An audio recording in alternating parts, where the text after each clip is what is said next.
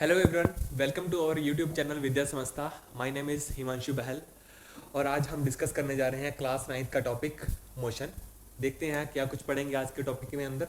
तो सबसे पहले हम बात करेंगे इंट्रोडक्शन की, टाइप्स ऑफ मोशन, कुछ टर्म्स डिफाइन करेंगे मोशन की, ग्राफ की भी बात करेंगे, मोस्ट इंपॉर्टेंट जो आपके पास आपके सिलेबस में है equation of motion, body freely fall under gravity, और लास्ट जो टॉपिक हम बात करेंगे वो करेंगे हम सर्कुलर मोशन की। तो सबसे पहले बात करते हैं इंट्रोडक्शन की।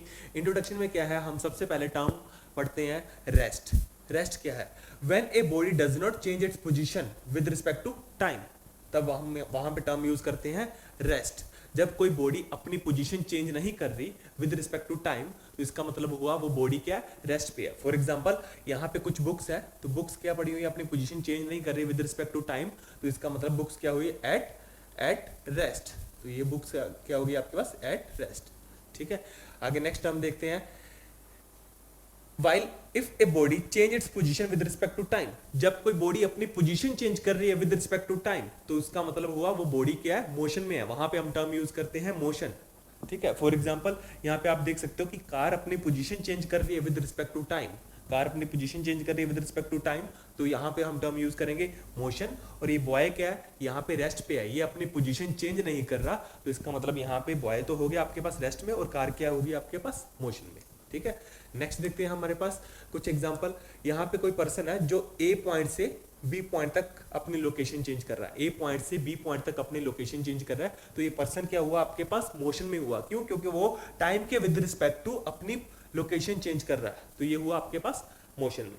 ठीक है, तो नेक्स्ट देखते हैं एग्जांपल। और यहाँ पे आपके पास क्या है, ये ट्रेन है, ये पर्सन आपके पास बैठा है, अपनी लोकेशन चेंज नहीं कर रहा, अपनी पोजीशन चेंज नहीं कर रहा, तो ये पर्सन क्या हुआ, रेस्ट पे आ गया। बट ट्रेन मूव कर रही है इस डायरेक्शन में, ट्रेन मूव कर रही है इस डायरेक्शन में, तो ट्रेन क्या हुई, मोशन में। पर्सन क्या हुआ आपके पास, पर्सन हो गया रेस्ट पे। ठीक है, नेक्स्ट देखते हैं हमारे पास, नेक्स्ट हमारे पास types of motion. Types of motion के अंदर हम पढ़ेंगे पहले according to direction. According to direction पढ़ेंगे। अकॉर्डिंग टू डायरेक्शन के अंदर हम पढ़ेंगे सबसे पहले one dimension motion. According to direction बात करें, हमारे पास तीन तरह के मोशन होएगा, one dimension motion, two dimension motion and three dimension motion. ठीक है, तो वन डायमेंशन मोशन क्या है, one dimension motion is the motion of A particle moving along A straight line. जब कोई पार्टिकल या फिर जब कोई बॉडी एक स्ट्रेट लाइन में मूव करे, तब वहां पे हम टर्म यूज करते हैं one dimension motion. For example यहाँ पे आप देख सकते हो कि एक कार है, ए पॉइंट से बी पॉइंट तक मूव कर रही है, बिल्कुल एक स्ट्रेट लाइन में, बिल्कुल एक स्ट्रेट लाइन में मूव कर रही है, तो यहाँ पे क्या हुआ, वन डायमेंशन मोशन। ठीक है, तो नेक्स्ट देखते हैं हमारे पास, नेक्स्ट क्या है हमारे पास, two dimension motion. Two dimension motion का मतलब क्या है, यहाँ पे if a particle moving along a curved path in a plane has two dimension motion. जब कोई पार्टिकल और कोई बॉडी जब टू डायमेंशन में मूव करे, मतलब क्या हो रहा है यहाँ पे, अब कोई बॉडी है यहाँ पे एक प्लेन में टू एक्सिस यूज कर रही है। अपने टू एक्सिस यूज करने का मतलब क्या, वो एक्स एक्सिस में भी मूव कर रही है और वाई एक्सिस में भी मूव कर रही है। तो जैसे यहाँ पे कार क्या एक प्लेन के अंदर मूव कर रही है, मतलब एक्स एक्सिस के अंदर भी मूव कर रही है और वाई एक्सिस के अंदर भी मूव कर रही है, तो यहाँ पे हम टर्म यूज करेंगे टू डायमेंशन मोशन। ठीक है, एक एग्जाम्पल और देखते हैं। यहाँ पे एक बॉय है, ठीक है, यहाँ पे एक बॉय है कि जो क्या कर रहा है, रैंप के ऊपर स्लाइड कर रहा है, स्लाइड कर रहा है, तो अपना मतलब यहाँ पे इस एक्सिस में भी जा रहा है और ऊपर की तरफ भी जा रहा है। ठीक है, तो यहाँ पे भी क्या आ गया, टू डायमेंशन मोशन आ गया, मतलब एक्स एक्सिस भी है और वाई एक्सिस भी है, तो यहाँ पे हम टर्म यूज करेंगे टू डायमेंशन मोशन। ठीक है, नेक्स्ट देखते हैं हमारे पास, नेक्स्ट हमारे पास three dimension motion. Three dimension motion में क्या, particle move randomly in a space, particle randomly move in space. ठीक है, वो एक्स एक्सिस में भी मूव कर सकता है, वाई एक्सिस में भी मूव कर सकता है और जेड एक्सिस में भी मूव कर सकता है, तब वहां पे हम टर्म यूज करते हैं three dimension motion. For example आपके पास यहाँ पे क्या, एक प्लेन है जो बिल्कुल स्ट्रेट जा रहा था, फिर उसने टेक ऑफ करा जेड एक्सिस में, जेड एक्सिस में जा रहा है, फिर उसने क्या करा, टर्न ले लिया, मतलब अब वाई एक्सिस को भी उसने क्या करा, यूज कर लिया। तो यहाँ पे आप देख सकते हो कि एक प्लेन क्या फ्री स्पेस के अंदर मूव कर रहा है, तीनों एक्सिस अपने यूज कर रहा है, एक्स एक्सिस भी यूज कर रहा है, वाई एक्सिस भी यूज कर रहा है और जेड एक्सिस भी यूज कर रहा है, तो यहाँ पे हम बोलेंगे थ्री डायमेंशन मोशन। एक और एग्जाम्पल देखते हैं हमारे पास। एग्जाम्पल क्या है, जो बर्ड्स हैं, जो फ्लाई कर रहे हैं बर्ड्स, ये भी क्या करते हैं, तीनों एक्सिस यूज कर रहे हैं अपने, वो एक्स एक्सिस में भी मूव कर सकते हैं, वाई एक्सिस में भी मूव कर सकते हैं और जेड एक्सिस में मूव कर सकते हैं रैंडमली इन फ्री स्पेस। ठीक है, जैसे आप नोट कर सकते हो यहाँ पे एक बर्ड है जो एक्स एक्सिस में भी जा रहा है, वाई एक्सिस में भी जा रहा है और जेड एक्सिस में भी जा रहा है। ठीक है, तो यहाँ पे हम टर्म यूज करेंगे थ्री डायमेंशन मोशन। ठीक है, नेक्स्ट देखते हैं हम नेक्स्ट है uniform motion and non uniform motion. Uniform motion और नॉन यूनिफॉर्म मोशन में आपके पास क्या आ जाएगी, अकॉर्डिंग टू स्टेट। पहले हमने बात करी थी अकॉर्डिंग टू डायरेक्शन, अब बात करेंगे अकॉर्डिंग टू स्टेट। ठीक है, अकॉर्डिंग टू स्टेट में देखते हैं यूनिफॉर्म मोशन क्या है आपके पास। A body is said to be in state of uniform motion if it travel equal distance in equal interval of time। equal distance in equal interval of time मतलब equal distance travel करेगी body in equal interval of time। For example आप देख सकते हो यहाँ पे कि एक कार है जो यहाँ पे ओ पोजीशन से मूव करके ए पोजीशन तक पहुंची, कितना टाइम लिया उसने, 2 सेकंड लिया। कितना डिस्टेंस ट्रेवल करा उसने, 4 मीटर। ठीक है, नेक्स्ट वो ए से फिर भी कितना टाइम लिया, 2 सेकंड लिया। फिर से डिस्टेंस देखो आप कितना आ रहा है यहाँ पे, 4 मीटर आ रहा है। ठीक है, तो फिर बी से again C point, time 2 second, distance 4 metre. ठीक है, तो इस केस में हम बोलेंगे यहाँ पे कौन सा मोशन है, यूनिफॉर्म मोशन है। तो इक्वल इंटरवल ऑफ टाइम के अंदर इक्वल डिस्टेंस ट्रेवल हो रहा है, तो यहाँ पे हम टर्म यूज करेंगे यूनिफॉर्म मोशन की। ठीक है, अभी देखते हैं, नेक्स्ट देखते हैं non uniform motion. Non uniform motion क्या है कि बॉडी क्या कर रही है, कवर अनइक्वल डिस्टेंस ट्रेवल कर रही है इन equal interval of time. Unequal distance travel करेगी, अनइक्वल डिस्टेंस ट्रेवल करेगी इन equal interval of time. For example यहाँ पे आप देख सकते हो कि आपके पास कोई कार है, फिर वही ओरिजिन से शुरू हुई, टाइम कितना लिया उसने, 2 सेकंड। ठीक है, 2 सेकंड लगे, कितना मूव हुई यहाँ से यहाँ तक, 2 मीटर। ठीक है, फिर देखो 2 सेकंड के अंदर अब जो कार ने डिस्टेंस ट्रेवल करा वो करा फॉर एग्जांपल 6 मीटर। फिर 2 सेकंड के अंदर फिर डिस्टेंस कितना मूव करा यहाँ पे, 2 मीटर। तो यहाँ पे क्या हो रहा है, अनइक्वल डिस्टेंस, कभी 2 हो रहा है, कभी 6 हो रहा है, फिर 2 हो रहा है। ठीक है, तो unequal distance in equal interval of time, तो यहाँ पे हम टर्म यूज करते हैं नॉन यूनिफॉर्म मोशन। तो यूनिफॉर्म मोशन क्या था आपके पास, equal distance in equal interval of time, but non uniform motion में क्या है, unequal distance in equal interval of time. ठीक है, तो नेक्स्ट देखते हैं, हमारे पास कुछ टर्म्स हैं, स्केलर है और एक टर्म हमारे पास क्या है, वेक्टर है। अब स्केलर क्या होता है, वेक्टर क्या होता है, वो हम देखते हैं। तो स्केलर आपके पास क्या है, scalar is a quantity which with magnitude, जिसके पास मैग्नीट्यूड हो। ठीक है, फॉर एग्जांपल मैंने आपको बोल दिया कि कोई पर्सन है जिसका आपके पास ए पॉइंट से बी पॉइंट तक मूव करना है। ठीक है, यहाँ से ए पॉइंट से मूव कर रहा है बी पॉइंट तक, उसको यहाँ से लेके यहाँ तक जो डिस्टेंस ट्रेवल करा उसने करा 1 किलोमीटर। तो यहाँ पे जो ये 1 है इसको हम कंसिडर करेंगे मैग्नीट्यूड में, तो हम यहाँ पे बोलेंगे मैग्नीट्यूड। जो पर्सन ए पॉइंट से बी पॉइंट तक मूव करा कितने किलोमीटर, 1 किलोमीटर। तो जो ये 1 हमने लिखा हुआ है, तो ये 1 क्या हुआ आपके पास, मैग्नीट्यूड हुआ। बट अब वेक्टर में देखते हैं कि a vector is a quantity with magnitude as well as direction, मतलब इसके पास मैग्नीट्यूड भी है और डायरेक्शन भी है। फॉर एग्जांपल यही मैं यहाँ पे बोल दूं कि जो पर्सन है वो ए पॉइंट से बी पॉइंट तक मूव कर रहा है। ठीक है, और यहाँ पे मैंने मेंशन कर दिया इसकी एक पर्टिकुलर डायरेक्शन की, किस डायरेक्शन में वो बी पॉइंट है, मतलब किस डायरेक्शन में वो बी पॉइंट है। ठीक है, वो भी मैंने मेंशन कर दी। और ये पर्टिकुलर, इसको क्या बोला था हमने, मैग्नीट्यूड। और ये क्या हमने पर्टिकुलर डायरेक्शन भी मेंशन कर दी, एक पर्टिकुलर डायरेक्शन भी मेंशन कर दी। तो यहाँ पे आपके पास वेक्टर क्वांटिटी कौन सी होगी, वेक्टर क्वांटिटी होगी जिसके पास मैग्नीट्यूड भी है और एक पर्टिकुलर डायरेक्शन भी है, तो वहां पे हम टर्म यूज करेंगे वेक्टर की। ठीक है, मतलब यहाँ पे नेक्स्ट देखते हैं, scalar has no direction. Scalar की कोई डायरेक्शन नहीं है, ये हमने पहले भी बात कर लिया है कि स्केलर की कोई डायरेक्शन नहीं होती, बट वेक्टर की डायरेक्शन होती है। तो yes, there is a direction, तो इसकी डायरेक्शन है। नेक्स्ट देखते हैं कुछ एग्जांपल। तो यहाँ पे स्केलर क्वांटिटी की क्या एग्जांपल है, length, mass, energy and density. But vector quantity में देखते हैं हम, वेक्टर क्वांटिटी में एग्जांपल आपके पास डिस्प्लेसमेंट, वेलोसिटी, एक्सीलरेशन। ठीक है, और भी बहुत सारी। ठीक है, जो हम नेक्स्ट टॉपिक्स के अंदर बात भी करेंगे कि डिस्प्लेसमेंट कैसे एक वेक्टर क्वांटिटी है, डिस्टेंस कैसे एक स्केलर क्वांटिटी है, ये दोनों हम चीजें नेक्स्ट टॉपिक्स में बात भी करेंगे। नेक्स्ट देखते हैं हमारे पास डिस्टेंस एंड डिस्प्लेसमेंट। तो डिस्टेंस क्या आपके पास, distance is the length of the path travel by a body while moving from the initial position to the final position. तो यहाँ पे क्या कि बॉडी ने कितना पाथ ट्रेवल करा, तो वो हमें क्या बताएगा, डिस्टेंस बताएगा। बट यहाँ पे डिस्प्लेसमेंट के अंदर बात करें, displacement is the shortest distance between initial and final position. Shortest distance की बात करी है, तो यहाँ पे डिस्प्लेसमेंट वर्ड यूज करेंगे। बट जो बॉडी ने पाथ कवर करा, तो यहाँ पे क्या बोलेंगे हम, डिस्टेंस बोलेंगे। फॉर एग्जाम्पल कोई एक पर्सन है ए पॉइंट से बी पॉइंट तक मूव कर रहा है। ठीक है, उसके पास बहुत सारे वे हैं, बहुत सारे आपके पास रास्ते हो सकते हैं ए से बी जाने के। फॉर एग्जांपल वो कर्व पाथ में भी जा सकता है, ठीक है, वो एक जिगजैग मोशन में भी जा सकता है और वो बिल्कुल एक स्ट्रेट भी जा सकता है। ठीक है, तो यहाँ पे देखो तीनों केसेस में क्या है, ये तीनों की तीनों क्या है, डिस्टेंस है। बॉडी क्या, हमने क्या डेफिनेशन पढ़ी, distance is the length of the path travel by a body. तो यहाँ पे इस केस में फर्स्ट पाथ को भी हम डिस्टेंस बोल सकते हैं, सेकंड को भी डिस्टेंस बोल सकते हैं और थर्ड को भी क्या बोल सकते हैं, डिस्टेंस बोल सकते हैं। मतलब तीनों के तीनों जो पाथ हमने बनाए हैं यहाँ पे, ये तीनों के तीनों क्या हो सकते हैं, डिस्टेंस हो सकते हैं। बट डिस्प्लेसमेंट के अंदर हमने बात क्या करी थी, शॉर्टेस्ट डिस्टेंस, सबसे छोटा रास्ता। ठीक है, फॉर एग्जाम्पल वो आप देखो, फॉर एग्जाम्पल मैं इसको नाम नेमिंग कर रहा हूँ, first path, second path and the third path. ठीक है, तो जो सेकंड पाथ है ये सबसे क्या शॉर्टेस्ट पाथ है, तो ये क्या हुआ मेरे पास, डिस्प्लेसमेंट हो गया। ये मेरे पास क्या हो गया यहाँ पे, ये मेरे पास हो गया डिस्प्लेसमेंट। ठीक है, और ये तीनों 1, 2, 3 ये मेरे पास हुए डिस्टेंस, एंड जो सेकंड वाला पाथ है वो क्या हो गया मेरे पास, डिस्प्लेसमेंट हो गया। ठीक है, नेक्स्ट देखते हैं, distance is a scalar quantity. जो डिस्टेंस है सिर्फ इसके पास मैग्नीट्यूड है, मतलब एक पर्टिकुलर वैल्यू है, बट डिस्प्लेसमेंट क्या है, एक वेक्टर क्वांटिटी है। डिस्प्लेसमेंट क्या है, एक वेक्टर क्वांटिटी है, इसके पास मैग्नीट्यूड के साथ साथ डायरेक्शन भी है, इसके पास क्या, मैग्नीट्यूड के साथ डायरेक्शन भी है। फॉर एग्जांपल जैसे इसमें हमने बात करी थी, यहाँ पे देखो आप फिक्स डायरेक्शन नहीं है, ए पॉइंट के अंदर जो फर्स्ट पाथ है आपके पास, यहाँ पे एक फिक्स डायरेक्शन नहीं है, यहाँ पे हर एक पॉइंट के ऊपर डायरेक्शन चेंज हो रही है।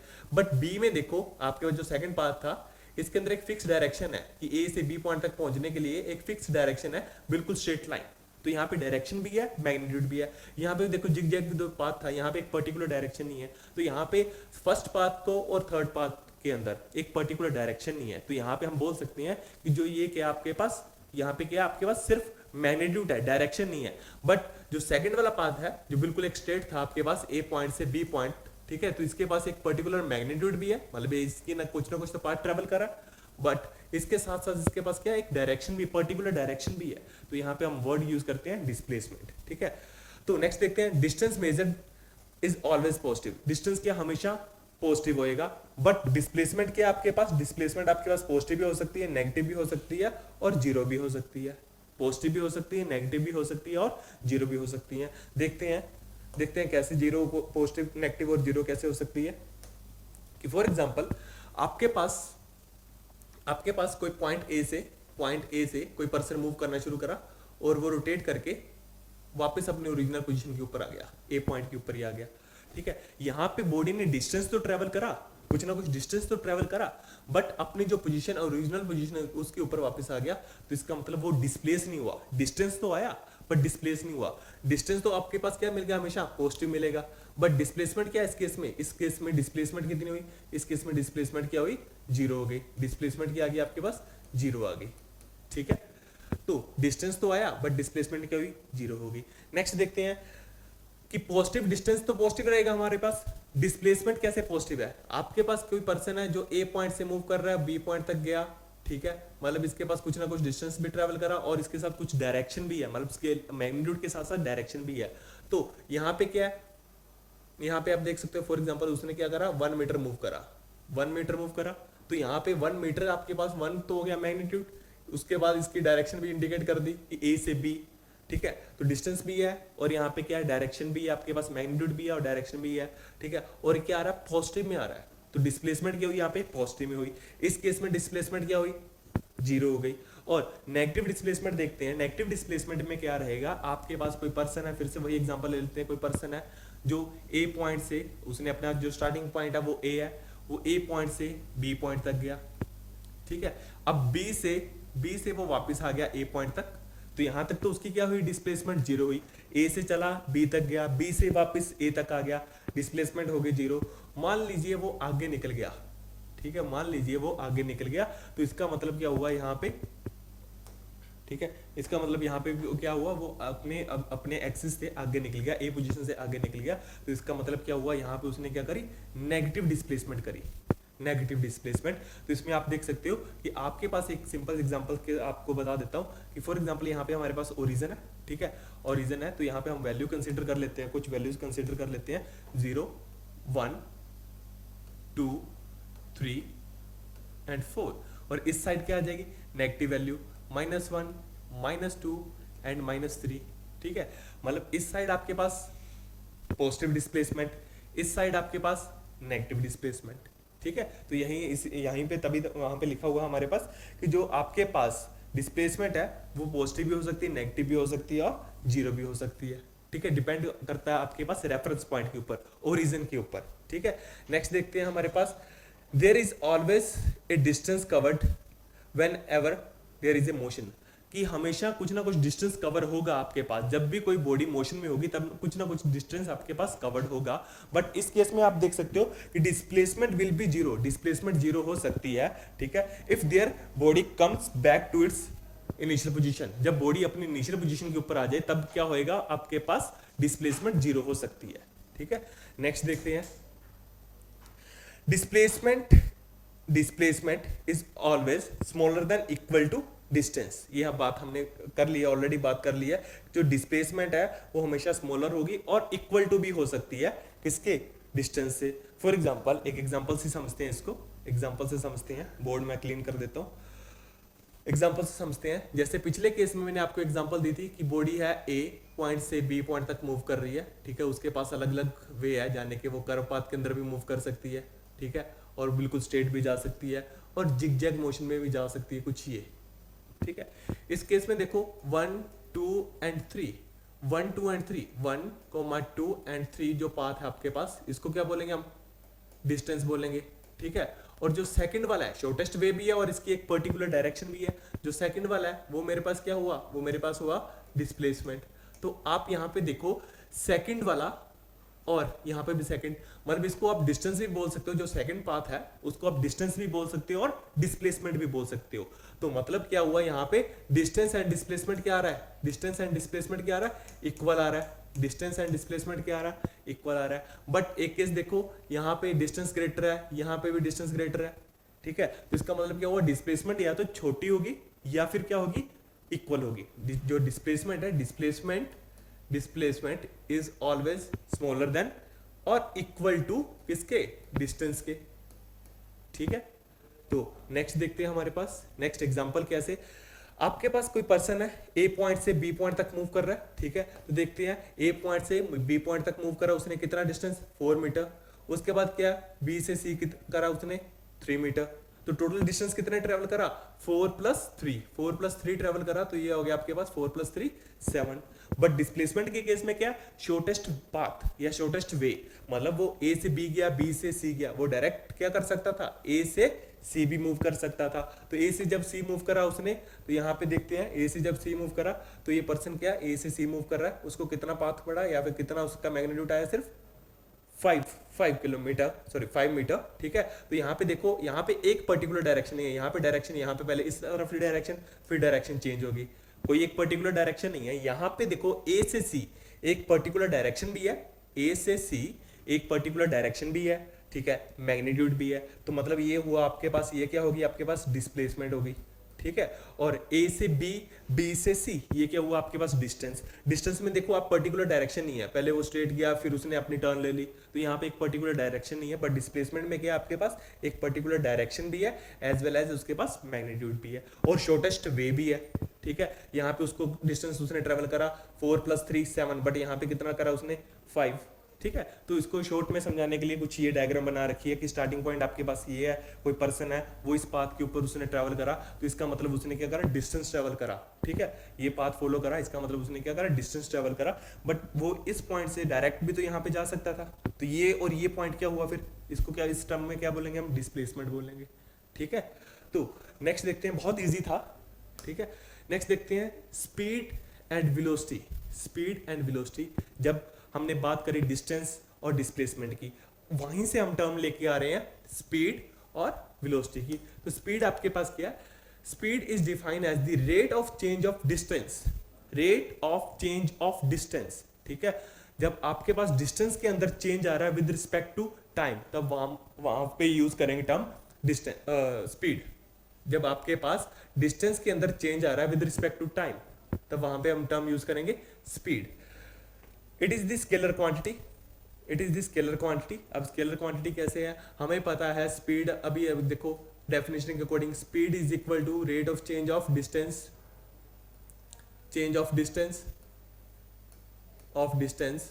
ठीक है, अपॉन में क्या आ जाएगा, टाइम, किसके विद रिस्पेक्ट टू टाइम के विद रिस्पेक्ट टू। अभी डिस्टेंस क्या था हमारे पास, डिस्टेंस क्या था हमारे पास, एक स्केलर क्वांटिटी थी।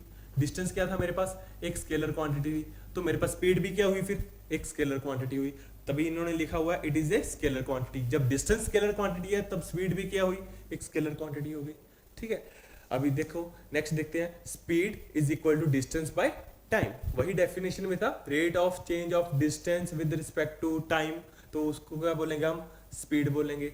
ठीक है, नेक्स्ट देखते हैं velocity. When the body position of the body changes in the particular direction. Particular direction की बात करिए यहाँ पे, ध्यान से देखो, when the position of the body change in the particular direction then speed denote by the velocity. तब हम वो स्पीड को क्या बोलेंगे, वेलोसिटी बोलेंगे। मतलब यहाँ पे एक पर्टिकुलर डायरेक्शन में आपने क्या करा, चेंज लेके आए पोजीशन के अंदर, पर्टिकुलर डायरेक्शन के अंदर चेंज लेके आए, तब हम वहां पे यूज करेंगे टर्म वेलोसिटी। तो velocity is defined as the rate of change of displacement. यहाँ पे डिस्प्लेसमेंट क्या थी, एक वेक्टर क्वांटिटी थी जिसकी एक पर्टिकुलर डायरेक्शन थी।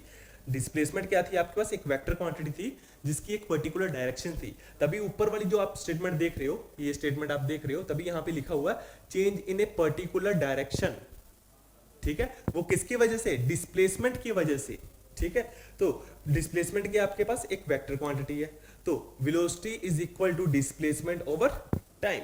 ठीक है, नेक्स्ट इनके यूनिट्स देखते हैं, एमकेएस सिस्टम में देखते हैं इनके यूनिट्स, और एसआई सिस्टम, एसआई सिस्टम भी आप बोल सकते हो यहाँ पे। ठीक है, एसआई में या फिर एमकेएस में इनके यूनिट्स क्या रहते हैं, मीटर पर सेकंड। मीटर पर सेकंड कैसे, जो आपके पास डिस्टेंस है उसको हम मीटर में लेते हैं, टाइम को लेते हैं हम सेकंड के अंदर। ठीक है, तो ये आपके पास क्या हो गया, मीटर पर सेकंड और मीटर सेकंड इनवर्स, ये भी आप लिख सकते हो। तो मीटर पर सेकंड आ गया। सीजीएस सिस्टम, सीजीएस सिस्टम मतलब सेंटीमीटर, ग्राम एंड सेकंड, तो इसके अंदर केस में क्या लिखेंगे, सेंटीमीटर पर सेकंड। इसको सीजीएस सिस्टम में लेंगे तो ये आपके पास क्या आ जाएगा, सेंटीमीटर पर सेकंड। ठीक है, नेक्स्ट है types of speed. Types of speed की बात करेंगे, जो पहली टाइप आपके पास आ रही है वो आ रही है एवरेज स्पीड की। ठीक है, एवरेज स्पीड क्या होती है, it is obtained by dividing the total distance travel by the total time interval। ठीक है, यहां पे आपके पास क्या है, फिर से देखते हैं, dividing the total distance travel by the total time interval. ठीक है, तो एवरेज स्पीड क्या हुई, total distance travel by total time interval, तो टोटल टाइम, तो average speed is equal to total distance upon में क्या आ जाएगा, टोटल टाइम। सिंपल सी डेफिनेशन है। अभी यही जैसे इसमें हमने बात करी है स्पीड की, यहाँ पे हम बात करें वेलोसिटी की, तो वेलोसिटी के अंदर क्या बोलेंगे, displacement over total time, displacement over total time. ठीक है, नेक्स्ट है आपके पास इंस्टेंटेनियस स्पीड। इंस्टेंटेनियस स्पीड क्या है, the speed of body at a particular instant of time. The speed of body, तो यहाँ पे आप फिर से देखो, the speed of body at a particular instant of time, तो हम वहां पे टर्म यूज करते हैं इंस्टेंटेनियस स्पीड। ठीक है, फॉर एग्जांपल यहाँ पे, फॉर एग्जांपल जो ये यहाँ पे इस पॉइंट के ऊपर आपको, इस पर्टिकुलर पॉइंट के ऊपर या फिर इस पर्टिकुलर इंस्टेंट ऑफ टाइम के ऊपर आपको बोल दिया कि इस कार की स्पीड क्या है, तो वहां पे हम यूज करते हैं टर्म इंस्टेंटेनियस स्पीड। तो फॉर एग्जांपल जो कार एक पाथ के ऊपर ट्रेवल कर रही है, तो इस पॉइंट के ऊपर आपको पूछ लिया मैंने, जो स्पीड होगी उस स्पीड को क्या बोलेंगे, इंस्टेंटेनियस स्पीड। ठीक है, फॉर एग्जांपल इस पॉइंट के ऊपर आपके पास जो स्पीड आ गई वो आ गई 60, तो वहां पे इस पॉइंट को बोलेंगे हम कि जो 60 है इसकी 60 किलोमीटर पर आवर जो इसकी स्पीड है वो कौन सी स्पीड होगी, इंस्टेंटेनियस स्पीड। ठीक है, तो uniform and non uniform speed. Uniform और नॉन यूनिफॉर्म की बात हमने पहले भी करी थी। ठीक है, फिर से रिपीट करते हैं कि यूनिफॉर्म और नॉन यूनिफॉर्म क्या आएगा। तो यूनिफॉर्म क्या है, if an object covers equal distance in equal interval of time. If an object covers equal distance in equal interval of time, तब हम वहां पे यूज करते टर्म यूनिफॉर्म की। तो then the speed time graph of an object in a straight line parallel to the time axis. तो graph की बात हम नेक्स्ट स्लाइड के अंदर करेंगे, तब वहां पे आपको ज्यादा इजीली समझ आ जाएगा। Then the time speed graph of an object is a straight line parallel to the time axis. ठीक है, फॉर एग्जांपल मैं आपको पहले यहाँ पे हिंट देता हूँ, डिटेल में बात हम नेक्स्ट स्लाइड्स के अंदर करेंगे। तो यहाँ पे फॉर एग्जांपल आपके पास क्या है, यहाँ पे इस साइड टाइम है, इस साइड आपके पास क्या है, स्पीड है। ठीक है, यहाँ पे आपके पास स्पीड है, तो यहाँ पे parallel to the time axis. For example आपका यहाँ पे टाइम ले लिया हमने 1 सेकंड, ये 2 सेकंड आ गया, यहाँ पे आपके पास 3 सेकंड आ गया। ये वेलोसिटी फॉर एग्जांपल आपने ले ली, यहाँ पे इस वेलोसिटी ले ली 10 मीटर पर सेकंड ले ली। फर्स्ट सेकंड के ऊपर आपके पास वेलोसिटी कितनी थी, 10। नेक्स्ट सेकंड के ऊपर वेलोसिटी कितनी है 10, उसके बाद थर्ड सेकंड के ऊपर वेलोसिटी कितनी है 10। तो यहाँ पे क्या हो रहा है, यहाँ पे एक स्लोप बिल्कुल क्या आ रही है, बिल्कुल एक स्ट्रेट लाइन स्लोप आ रही है, मतलब यहाँ पे स्ट्रेट लाइन आ रही है parallel to the time axis, parallel to the time axis. तो यहाँ पे हम बोलेंगे कौन सी स्पीड है आपके पास, यूनिफॉर्म स्पीड है, ठीक है। तो नॉन यूनिफॉर्म क्या है, if the speed of the body is changing with respect to time. अब स्पीड चेंज हो रही है, कभी कम हो रही है, कभी ज्यादा हो रही है, कभी कम हो रही है, कभी ज्यादा हो रही है। फॉर एग्जांपल आपके पास कोई बॉडी है, कभी वो बहुत ज्यादा स्पीड से मूव कर रही है, कभी फिर वो बिल्कुल स्ट्रेट सेम स्पीड के साथ मूव करना शुरू कर गई, फिर वो उसने बहुत ज्यादा स्पीड हाई कर ली। तो यहाँ पे क्या हो रहा है, स्पीड के अंदर क्या आ रहा है, चेंज आ रहा है। तो यूनिफॉर्म नहीं है ना, तो यूनिफॉर्म नहीं है, तो यहाँ पे टर्म क्या यूज करेंगे हम, नॉन यूनिफॉर्म, ठीक है। तभी हम डेफिनेशन फिर से पढ़ के देखते हैं। डेफिनेशन क्या है, if the speed of the body is changing with respect to time, time के विद रिस्पेक्ट टू आपके पास क्या आ रही है, स्पीड चेंज हो रही है। तो यहाँ पे कौन सी होगी आपके पास टर्म, कौन सी होगी, non uniform speed, non uniform speed, ठीक है। ग्राफिकली देखते हैं यहाँ पे, जैसे यूनिफॉर्म की देखते हैं ग्राफ, यूनिफॉर्म का देखते हैं, यूनिफॉर्म मोशन का ग्राफ देखते हैं आपके पास। यहाँ पे क्या आपके पास इक्वल इंटरवल ऑफ टाइम के अंदर बॉडी क्या कर रही है, इक्वल डिस्टेंस ट्रेवल कर रही है। तो वहां पे हम यूज करते हैं यूनिफॉर्म, और यहाँ पे यूज करेंगे मोशन। तो यही हमने बात करी थी स्पीड के अंदर कि आपके पास क्या इक्वल इंटरवल ऑफ टाइम के अंदर इक्वल डिस्टेंस मूव कर रही है, ठीक है। तो वहां पे आपके पास क्या आएगी, यूनिफॉर्म स्पीड आएगी। बट नॉन यूनिफॉर्म में क्या, वो अपना डिस्टेंस अनइक्वल डिस्टेंस ट्रैवल कर रही है। फॉर एग्जांपल जब फर्स्ट सेकंड के अंदर यहाँ से लेके यहाँ तक की जो बॉडी है, वहां पे उसने क्या करा, 25 मीटर डिस्टेंस मूव करा। फिर उसके बाद देखो नेक्स्ट सेकंड में फिर से उसने क्या करा, कम डिस्टेंस ट्रैवल करा। नेक्स्ट में देखो हर बार क्या हो रहा है, हर केस में क्या हो रहा है, कभी वो ज्यादा ट्रैवल कर रही है, कभी वो बॉडी क्या करी, कम ट्रैवल कर रही है डिस्टेंस। तो यहाँ पे क्या हो गया, नॉन यूनिफॉर्म। आप एग्जांपल से देखते हैं 0 से 1 से लेके उसने 20 करा, फिर नेक्स्ट सेकंड में उसने सिर्फ 5 करा, फिर 5 करा, फिर 10 करा, मतलब इक्वल इंटरवल ऑफ टाइम के अंदर अनइक्वल डिस्टेंस ट्रैवल कर रही है। तो यहाँ पे हम टर्म यूज करते हैं नॉन यूनिफॉर्म। यही हम काम करें स्पीड के अंदर, ठीक है। स्पीड के अंदर काम करेंगे तो हम बोलेंगे नॉन यूनिफॉर्म स्पीड, ठीक है। मोशन है तो मोशन के अंदर बात कर लेंगे, स्पीड है तो स्पीड के अंदर बात कर लेंगे, एक्सेलेरेशन आएगी तो एक्सेलेरेशन के अंदर बात कर लेंगे, ठीक है। तो ये था आपका पहला पार्ट, ठीक है। तो नेक्स्ट जो स्लाइड्स के अंदर हम बात करेंगे, जो हमारे नेक्स्ट टॉपिक्स आ गए, ठीक है, उसके अंदर बात करेंगे। तो यहाँ तक आप अच्छे तरह से देख लेना, ठीक है। तो बाकी बात करते हैं हम नेक्स्ट स्लाइड्स के अंदर। Thank you.